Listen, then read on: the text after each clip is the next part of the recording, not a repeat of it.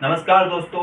जब एक दौर था कि इंसान दिन रात मेहनत करने के बाद भी उतना पैसा नहीं कमा सकता था जितना वो आज के दौर में कमा सकता है। आज वो घर बैठे भी अपनी एक इनकम जनरेट कर सकता है। उसके लिए हमारा फर्स्ट है फिक्स डिपॉजिट इनकम। देखिए, फिक्स डिपॉजिट इनकम को आप सभी जानते होंगे। आपके घर में, आपके परिवार में या आपके गाँव में किसी न किसी ने एफडी करवाई रखी होगी।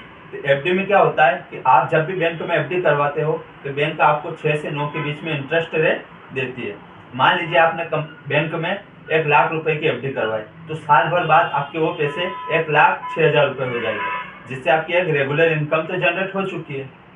देखिए, जब भी आप एफडी करवाते हो तो एफडी 7 दिन से लेकर 10 साल तक के बीच में आपकी एफडी होती है। इसमें क्या होता है कि जो एफडी होती है वो भारत में सीनियर सिटीजन को 0.5% का ज़्यादा इंटरेस्ट रेट देती है, जिसके कारण एसबीआई रिसर्च इको रेट की रिपोर्ट के अनुसार भारत में 34 मिलियन डिपॉजिट अकाउंट है, जिसमें 35 लाख करोड़ रुपए सीनियर सिटीजन के। तो यानी एक तरीके से देखा जाए तो भारत में एफडी बहुत ज़्यादा की जाती है। पर यदि आप 20 से 30 साल की एज में है तो आपके लिए एफडी एक अच्छा विकल्प नहीं है। इसलिए नहीं है कि भारत में इन्फ्लेशन रेट जो है वो 3 से 4% के बीच में है। तो ऐसे में जो चीज़ आज आपने 100 रुपये में खरीदी है वो स्वतः ही एक साल भर बाद वो 103 रुपये या 104 रुपये की हो जाएगी। तो ऐसे में यदि आप एफडी करवाते हो, 100 रुपये की एफडी करवाते हो, तो साल भर बाद आपके वो 100 रुपये 106 रुपये हो जाएगा, जिसके ऊपर आपको इनकम टैक्स भी देना पड़ेगा, जिसमें आपका टैक्स भी कटेगा।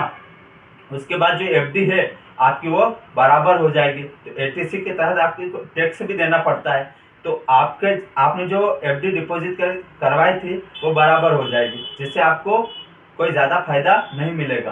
तो इसलिए जब भी आप एफडी करो तो आपको इन्फ्लेशन रेट एडजस्ट करना बहुत ज़रूरी है। उसी के आधार पर आप एफडी करवाना चाहिए। पहले उसकी इन्फ्लेशन रेट देखने के बाद ही आप अच्छे से उसके बाद ही आप एफडी करवाएं।